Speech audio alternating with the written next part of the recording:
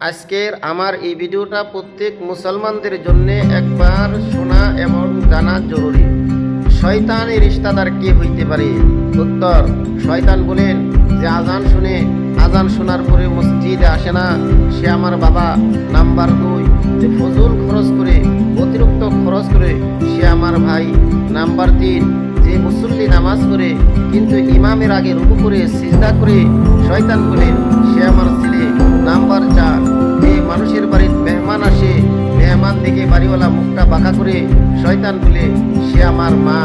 Number 5, যে মেয়ে বাহির হওয়ার সময় মাথায় কাপড় রাখে না, শয়তান বলে সে আমার বিবি। নাম্বার 6, যে খানা খায়, খানার শুরুতে বিসমিল্লাহ বলে না, সে আমার আওলাদ।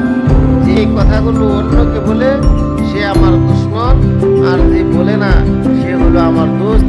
এই ভিডিওটা একটা সওয়াবের নিয়তে শেয়ার করবেন, যাতে সব মানুষের কাছে আমার এই কথাটা পৌঁছে।